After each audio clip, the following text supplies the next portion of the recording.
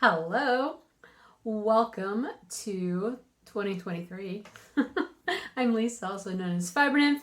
Welcome to my channel and Happy New Year. It's been a few weeks since we talked last and the holidays happened. The new year is here. I'm not 100% sure that I'm not still slightly in holiday mode, like my brain.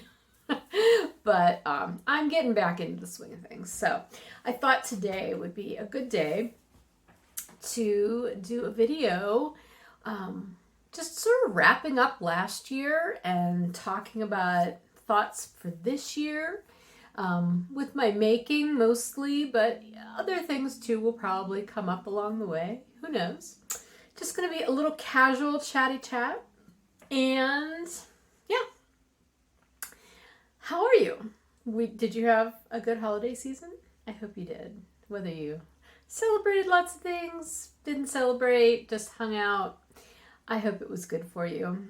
Ours was very, very low key, I would say. My mom and her husband Roy were up here for a week, right over that really, really cold spell that we had, like the sub-zero feels like temperatures with the high winds. That was awesome for Floridians.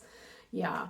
I mean, my mom grew up and lived here for a long time before she moved to Florida, but this is something she does not miss, all that weather stuff. But they made it through, and by the time it was almost time for them to go back home, it started to moderate and get warmer, of course. So, but we were inside most of the time because it was too cold to go outside and do anything.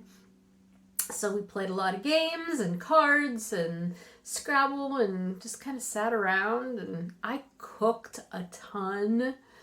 Usually we go out to dinner a lot when they're here, but this year I cooked a lot. And by the time they left, Bill and I and Emma basically subsisted on leftovers for days, which was kind of nice because it's not like they were bad or anything. Yeah, but it was nice. And then this week I was kind of giving myself as like an ease back into life and get organized for the new year kind of week. I am under no illusion that I'm going to completely get organized for this year within the period of 1 week. I'm not even trying that. It's going to happen organically as it needs to, and that'll be fine. I do not need to have all the ducks in a row already. It might take a month or two. It's fine.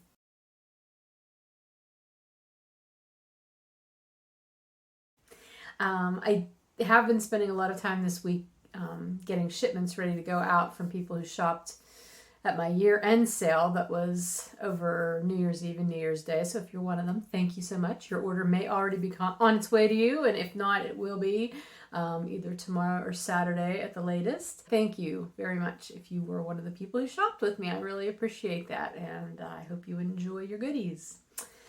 Okay, so like I said, we're going to wrap up 2022 a little bit here and give you some thoughts on what I have planned for my 2023, which will include the Stop Shooting on Yourself Now, which is officially now underway because January 1st has come. So the soy mal, we'll talk about that a little bit. And I also have some shop thoughts that I'll share with you for the coming months. Things in the shop are pretty quiet right now. I have not done any updates. I don't have any planned. As I mentioned to you towards the end of last year, I'm kind of getting away from planned updates, and I'll probably just be popping things into the shop as I finish batches of things. They'll go up. I'll send out a newsletter, and that will be how that's going to work. That's what I plan to continue doing for the most part, other than if there are special things coming up, like special holiday things or, special... what's the word I want? Like fundraisery kind of things. I have a couple things in mind that I'd like to do for certain causes this year. So those kind of things may be advance notice kind of things. But otherwise, we're just going to go with the flow. Let's start with my 2022 wrap up. So I have to start out my 2022 overview with a couple disclaimers. Number one, I was not as fastidious about keeping track of my projects as I usually am. Usually I'm very good about making project pages, tracking yardage, all that, and I was not that into that last year. Wasn't feeling it, wasn't forcing it. In fact, as I went to do this, like figure out what I did last year, I can go through Ravelry because I always tag projects with the year. So I can go through my Ravelry project pages that way. But I also usually keep track of my yardage using the KnitMeter website, knitmeter.com. I've used that for years. And I thought, wow, I really did not keep up with that this year. So I logged into it just to see where I had left off and realized I have not put anything in KnitMeter since the end of 2020. I don't know how that completely fell off of my radar, but it did. And I honestly don't care because I've realized that I've reached this point in my knitting, I guess my knitting and crocheting and spinning, all of those fiber crafts that I used to track so religiously. I've reached a point where it's not about what I've completed. It's about the process of making the things. So I guess that means I have officially turned from a product knitter into a process knitter and spinner and weaver and what have you.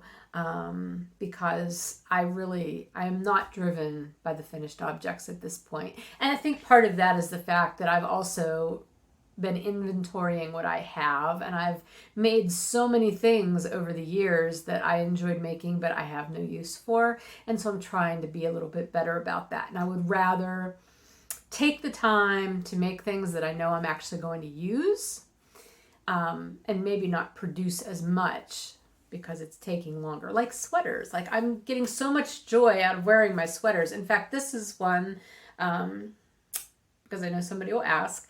This is my Ladies Classic Raglan Pullover by Jane Richmond. That's the pattern that I made several years ago now out of one of my Serendipity Project Sets. This was one of the first ones I dyed, I think, actually.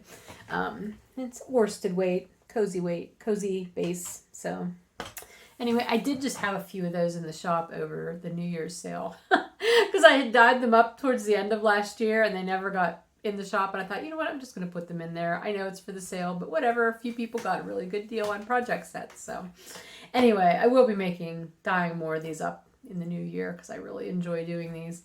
But anyway, I think that's what's behind my lack of record keeping. And I mean, I try to keep records enough so that I can link to things in the podcast and the show notes and stuff. But it's just not a driving force for me anymore. So hopefully you will understand if I do not have super detailed notes and things about projects in the future. Because I feel like in a way that's something that takes up a lot of time that I don't need to be spending on that particular endeavor. I could be using that time in more productive ways. So I will be keeping information available, but it may just not be quite as detailed. All right, so those are my disclaimers. Oh, my other disclaimer is that the list of things I'm going to talk about in a second does not include a lot of just small things that I made sort of here and there and never really created project pages for. That happened a lot towards the end of the year last year, like dishcloths and little decorative things that I whipped up really quick. Okay, so what did I create last year? Let me see. My mouse is back here behind me and my computer's here in front of me and I don't have a table nearby. So, okay. I finished approximately 48 projects-ish because, again, it doesn't include some things that I just didn't keep track of. So I made, I'm reading from over here, 10 hats. That's not bad. I make hats a lot. 3 pair of mitts/gloves. And yes, one of those was the pair that I finished for my son. I'm going to talk about that a little bit later. 13 pair of socks, which is actually not as many as some years, but last year was 13. 4 shawls, 4 sweaters, which is definitely more than some years. 4 cowls, and 7 miscellaneous projects. Now, out of all of those, 7 of those were my personal Stash Yarn Challenge yarn projects, which I will talk about that in a second also. But 3 of the hats, 1 of the pairs of mitts, which was actually the second half of the yarn from January. So that kind of went with a hat. That was all one challenge. 1 of the shawls, 2 of the cows, and 1 of the miscellaneous projects, which was a plant mat that I crocheted. Those were all from my personal Stash Yarn Challenge yarns. So if you remember, if you were around at the beginning of last year, I decided to do my own personal Stash Yarn Challenge, which had been inspired by Carol from A Stitch in Time, her podcast. She was doing a personal sock yarn club in her, as part of her year-long knit-along last year, which was the year of the stash.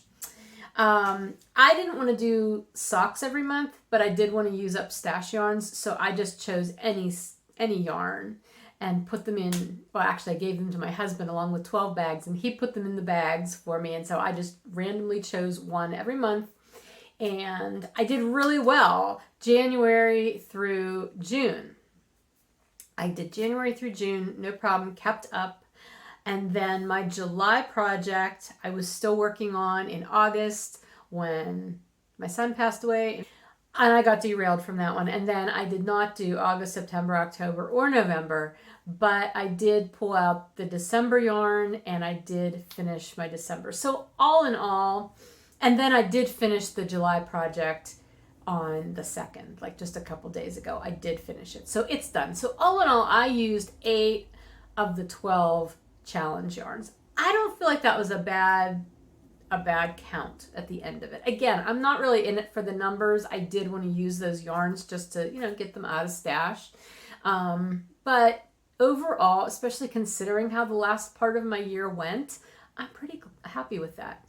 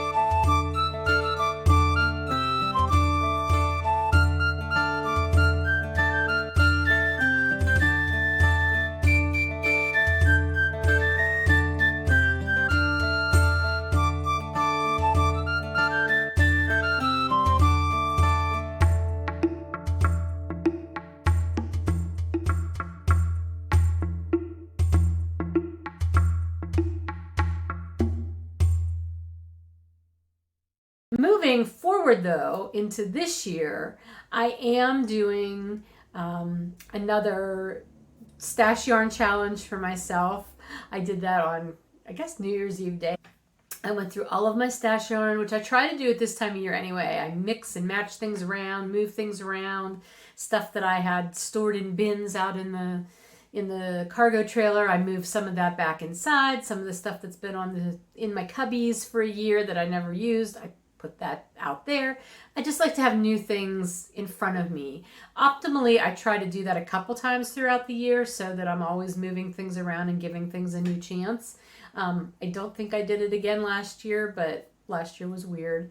So I do have 12 new bags that I will be able to open one each month. And this year, Carol's year-long knit along, she's doing another year of the stash. I can't remember if that's the exact correct name, but she's doing a year of the stash again this year, but it's another one. Instead of it being a sock yarn challenge, she's doing kind of what I did last year, just having it be a stash yarn challenge. So my 12 my 12 bags will actually count for that part of her make along, and it will also count for the soy mal, the stop shitting on yourself mal, because that's one of my goals, that I want to use those. So that's exciting, right? And I do have, I don't have it out here. I'll have to go grab it. Hang on. Okay. I did pull my January bag out of the bin, I guess probably on New Year's Day, but I haven't opened it yet because I wanted to open it with you guys. So let's see what yarn my husband put in this bag for me to use in January. I will say, before I look at it, a different thing that I did from last year is none of the yarn that is in any of my 12 monthly bags, none of it is hand spun. Last year, about 6 of them I think were hand spun. None of them are hand spun this year. None of them are the ones that I didn't use last year. I just have those set aside. And none of them are my yarn, like Fibernymph Dye Works yarn. They're all other yarns.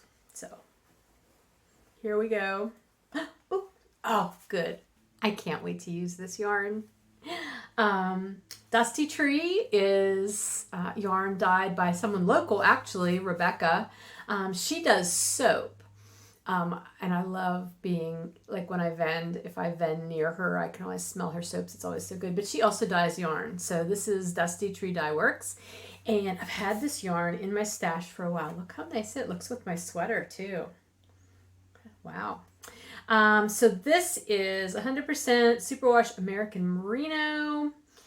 And I'm going to say it's probably about, yardage wise, it's 310 yards. It's called Stormy Night. That's the colorway. So 310 yards for 3.5 ounces. That's probably about a DK. I'm going to say it's about a DK weight. But anyway, I can't wait to use this. This is so pretty. So anyway, yay! Rebecca's yarn gets to be my January yarn. Okay, so I think I've totally gone out of order because that's not what I was going to talk about next.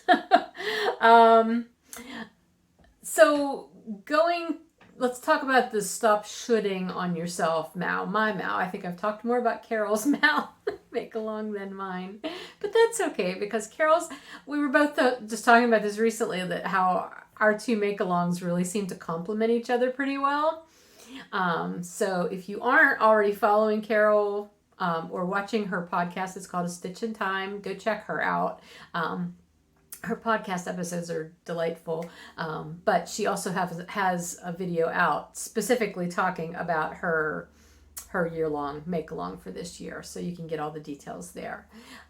But anyway, mine, the Stop Shooting on Yourself mal for 2023, you can be looking for a video because there will be a video up that I'm going to record as soon as I'm done recording this one. I'm going to record that, but I will probably be posting that before I post this one. So just giving you an overview of that and hopefully maybe enticing more people to be a part of it. That would be lovely. But we do have the Ravelry group. There's a chatter thread open there and a finished object thread open for this year already.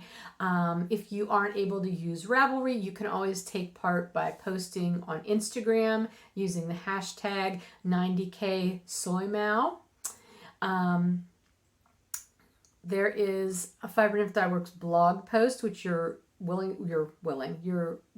to comment on, and that any posts there will be considered chatter thread posts. I'm continuing to struggle with being able to help anybody who wants to be a part of this be able to take part in a meaningful way when I know Ravelry is not that best option. Although we do have a lovely little community in our Ravelry group, and if you can use Ravelry, I really invite you to come on in and take part in that. Anyway, my list, which I do have up on Ravelry right now, I'm using that kind of as my general plan. And what I mean by my list is part of the SSOY Mal is creating a wish list for yourself to work off of for the year. There's a thread specifically for that in Ravelry. You can go in, you can modify it, edit it, add things, take things out anytime you want to throughout the year. And really the only reason you're required to have it there is for prize purposes. If you can't put it up on Ravelry, you can just email it to me and I will keep it, and you can send me updated ones just so that I have something to check on. It's only for verification for prize purposes, for finished object prize purposes. That's the only reason. So you're totally welcome to participate in this without using a list. I'm using a list though just because I like lists, and so I put together a list. Let me see if I can access it real easily here. Oh, here, I actually copied it. So I'm using my list to keep track of, okay, so it's called my wish list, Lisa's wish list, of things I want to knit. And again, these are things, the whole gist of this is for things you really want to do, not things you feel like you should do or somebody's telling you should do, the things that you never get around doing or making because you're always doing the things you think you should be doing instead. You know, we all have those things. So this is like your way of saying, okay, I'm going to prioritize the things I really want to do. So I have knitting items on there. I have general yarn goals, like I have certain yarns that in my stash that I'd really like to use this year. I have some designing goals. I have some spinning goals. I have a general kind of weaving goal. Then I have some sewing/quilting goals, which I never make time for. Tons of supplies and fabric, never make time for it. I would love to do some of that this year. And then I have other crafts like embroidery, punch needle, wood burning, stitch marker making, which I have been doing more and more. I really enjoy doing that. Paper crafts. I have a planner project that I wanted to have started, by now, but I'm going to start soon. So I really want to do that. And then I also added a reading goal to my list, which obviously that reading goal is not at all craft related, but it's just something that I can keep track of there. And that is to read 6 physical books in 2023, not audiobooks. I listen to audiobooks all the time, but I want to actually read 6 physical paper books that I can hold in my hand. So those are the things I have on my list so far. It's going to change throughout the year. That's the whole point of it. But I can, mark things as I start them, mark things off when I finish, and keep track of my progress that way. So obviously I'm not making my list for prizes because I'm not eligible for prizes in my own group. But you are, so feel free. And, if you want to participate and you aren't able to use Ravelry and you aren't sure about other ways, please email me, fibernymph@gmail.com, and we will find some way for you to be able to participate. Because I want it to be accessible to everybody. Okay. Excuse me. I have a tickle in my throat. And I'm using too many screens here at the moment because I'm clicking on my mouse and trying to change something on my phone. That doesn't work. Okay. So that's 2022, and that's the SSOY Mal for 2023. Let's talk about some crafting because I do have some finished stuff to show you. Number 1. I finished the convertible fingerless gloves for Christopher for Christmas. Oh my gosh. I'm putting a picture in here because obviously I don't have them anymore. And you know what? By the time I really got into doing the fingers, they weren't a big deal. They went fairly quickly. I finished them, like, I think inside of a couple days. I just whipped the rest of them out. Why it took me so long, I don't know. It was totally just a brain block on my part, but I'm so glad to have them done. And when I handed him that package for Christmas, and I said, "Here, Chris, this is from Mom." And he's like, "Oh, I wonder what this could be," because he knew that I was working on them. So those are done, gifted. He's got them. Hopefully he will wear them. I told him, "I loved you enough to knit those for you once. I am not sure I love you enough to knit them a second time, so please don't lose them." Of course, that's not true. I would totally knit them again if I had to, but fingers crossed, I will not have to. Okay, so I did that. Then I did pull out my December Personal Stash Yarn Challenge yarn, which ended up being a skein of hand spun. And I knit a hat. Here's the hat I knit. I don't know what hand spun it was. I'm pretty sure it was my fiber. I'm going to guess it was probably BFL the way it's spun. I'm not 100% sure of that. I'm pretty sure this was the Coffee at Luke's colorway that I did years ago. So anyway, I did this hat and I finished it. We were all sitting at the table. My mom was here at that point. I think we were playing a game or something, and I finished it and Emma looked over and she's like, "Nice hat. Looks like you've got enough yarn to make another one." And I'm like, "Oh, would you like a hat?" She's like, "I would." So I did indeed have enough yarn to make a second hat out of that skein. So I got 2 hats, and this is what I had left after the second hat. So I would say I used that yarn pretty well. I met that challenge. But they're basically 2 identically sized hats, and I told her she could pick whatever one she wants after I showed them on the channel. So I finished those. The other thing I finished was my July yarn challenge. So again, this was something that I had in process. I started it mid-July. I knew I wasn't going to get it done in July. I was working on it in August. I even had it on the camping trip whenever Emma and I found out about Zach. And it is the project that I worked on in the middle of the night in the rain at the campground while crying before we could pack up and go home the next morning. And it will always have that memory for me. Like this, you know, we knit memories into our projects anyway, sometimes on purpose, sometimes not so much. This was a not so much, but like that memory is in there. So this is the Rogue River cowl. And it's funny because, let me see, there is a spot right along this edge where there's increases every other row. And that night, you can, like right here, there's like a straight part as I was knitting and crying in the dark, knitting by lantern light in the rain under the canopy. I was totally not making any increases. So I just know that little divot right there, that's what that is. It's not a happy memory, but it's a memory and it's a marker of life. But anyway, here it is in all its finished glory. It's funny, when I first finished it the other day, it was really, like, I blocked it because I wanted to open up the mosaic work. And I blocked it too aggressively. I probably should have knit this on a size smaller. I think I knit it on 3s. I probably could have gone down to 2s, but I didn't. So it's very drapey. So after I had it blocked and I seamed that back bit up, I realized it was just way too big. I had all kinds of extra fabric hanging down my back. So I dampened it, tossed it in the dryer because it's superwash yarn, and snugged it up. And now it's pretty much perfect. I really like how it fits. This was my yarn. It was a mini set in the Secret Garden colorway.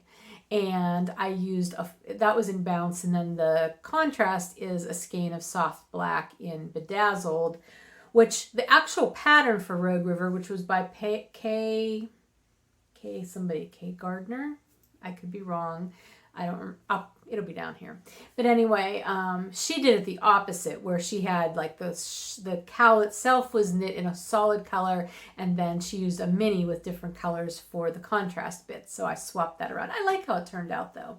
And then the other thing I realized as I was finishing up my notes in Ravelry for this is the designer's design business is called Knits for the Soul. And I just thought, oh, that was that was really appropriate for this because it was comforting to finish it, considering, what had happened in the midst of it. So anyway, it's finished. So that gives me 8 finished challenge yarn projects from last year. So again, that felt really good. So yay, that one is done. Okay, what else? I didn't bring it up here, but I will put a picture in here. I did finish spinning my bats from Knit Spin Farm that I was doing over December. I finished those up, I think, by Christmas, if not a little bit before. I might have done them a couple days before. I don't remember. But I'm really happy with those. I'm not sure what I'm going to do with them yet. But I, again, ended up with 8 3-plied mini skeins because I spun every 3 days. I spun on a different bobbin and then 3-plied them. Did a traditional 3-ply. So I have 8 minis with that. Really happy with that. And then I had like one little leftover skein that I used just with the leftovers from 2 bobbins. So that's done. I have not gotten back to working on my combo spin yet, but I will be. And then I did cast on for my first soy mail project for this year, which is the Highland Slip Over, which you may have heard me talking about last year because I pulled the yarn for it last year.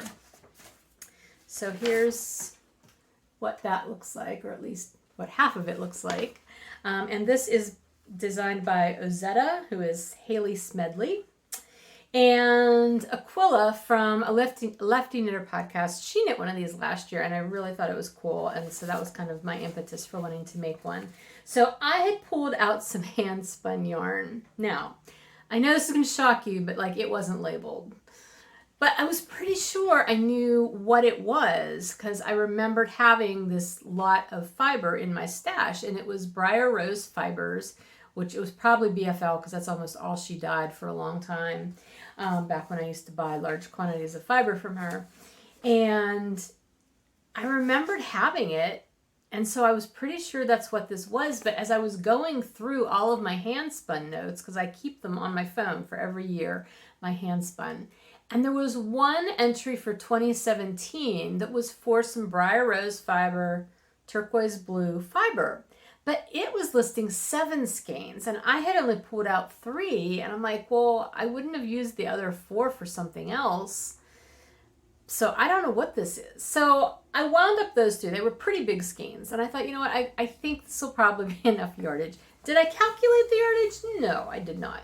I was just going with my gut feeling, as all great knitters do, right?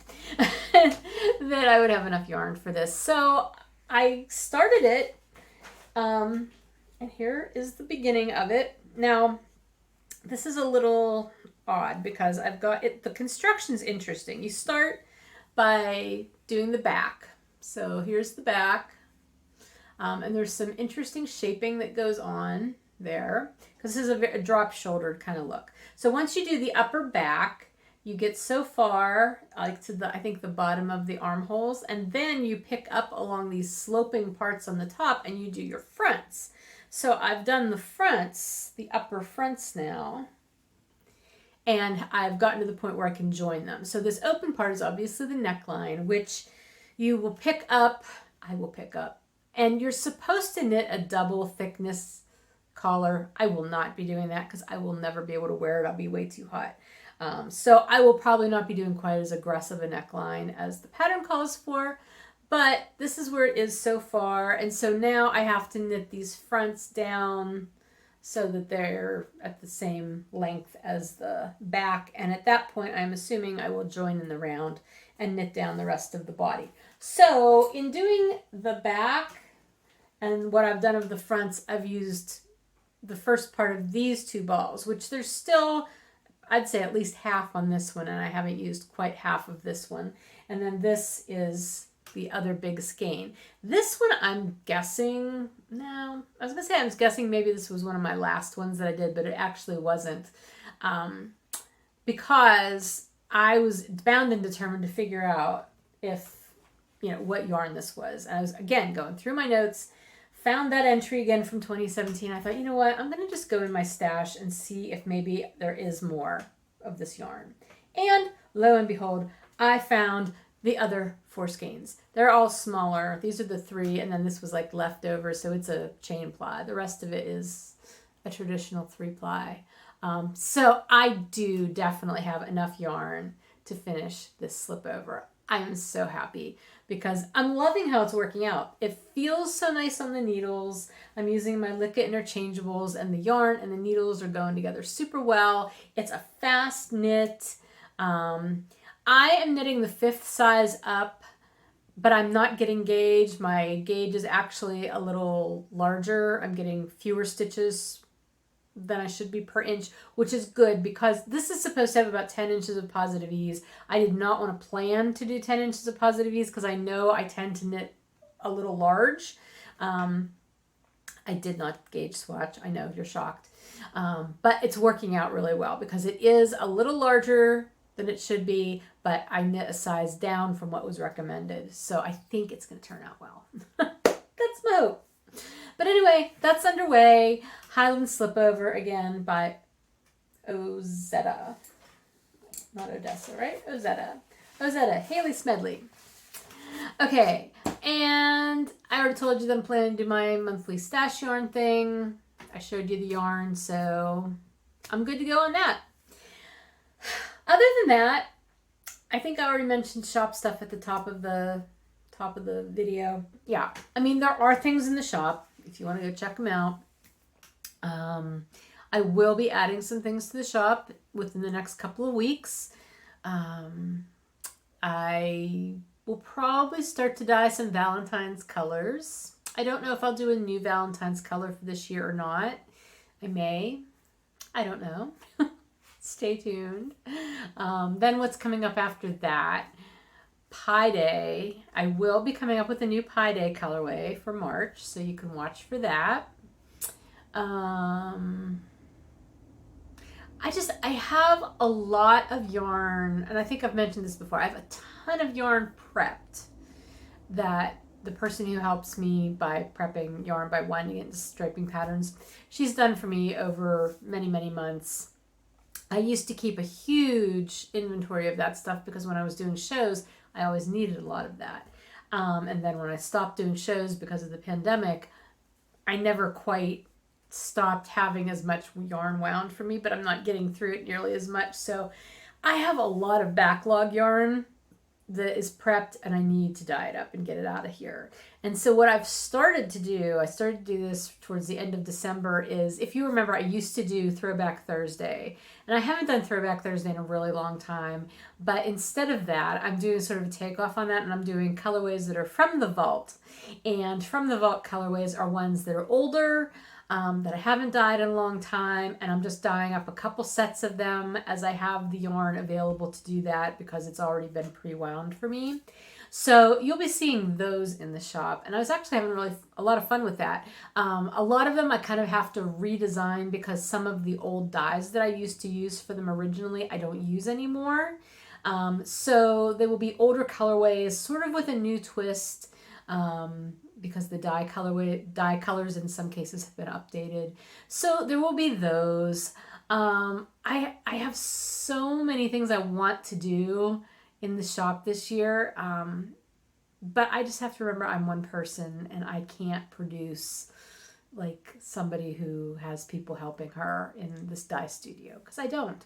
And so I'm trying to be super mindful about what I plan for myself, both in my business and personally. Like this year is going to be a huge transition year for us because Bill is actually going to retire at the end of October this year. He's got a ton of vacation time he has to use this year before he retires. So that's going to be an impact on me because we're going to be taking some trips. He'll probably have to be taking some time without me because I can't do as much as he's got. But, you know, I have to factor all that in. There's some other family things going on that I want to make sure that I'm there for, because if I learned anything last year, it's that family is most important, and you're not guaranteed more time with people. So take it while you can. And so that is also playing into my plans for this year. Wow, sorry, I was not planning to do that. But it's true. Like that is, that's really at the forefront of my mind.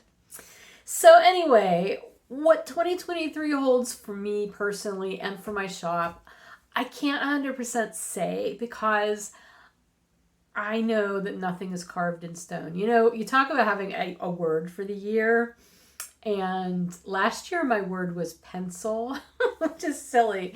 I may have talked about that, but like I meant pencil as in a verb, like to pencil something in versus having something carved in stone, right?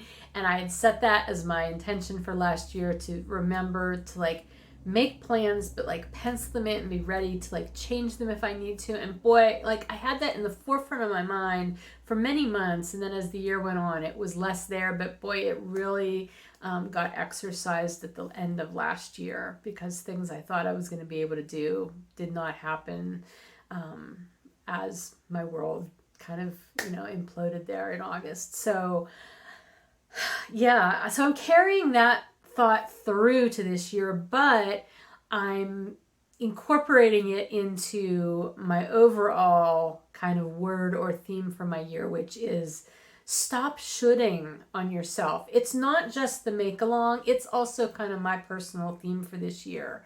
I'm going to try my hardest to do things because they are meaningful to me, because they're important in ways other than what other people think they should be. Like that is not going to be what drives me this year, is the shoulds from other people or the shoulds from myself. It's going to be more meaningful reasons for doing things. So I don't know how that's going to play out. I'm still learning that, and it'll be a work in progress all year. So I invite you to come along on that journey with me. So I think that's everything that I have to talk to you about. I know I didn't specifically tell you something that's bringing me joy, but really just the turn of the year, coming into a new year, a year full of promise, a year full of unknowns, hopefully positive ones as opposed to sad ones. But it's just a hope. Hope is what is bringing me joy. There's always hope for something positive, and I would love to bring you all along with that theme for this year. So that's all I can say. I hope you're having a great start to your new year. I will be back again. Like I said, I'm going to be doing a video about the soy mow. You'll see that before you'll see this video actually. And I've got some other videos that I'm planning to do on project specific things. I will say videoing takes a ton of time, and it takes a ton of emotional energy for me to do, which is why it takes me a long time to get things up sometimes. It's harder the older I get too, I notice. So please be patient. I will have things up. I will be sharing things, but I have to do it in the right time. So that's why things don't always happen quite as quickly as I would like.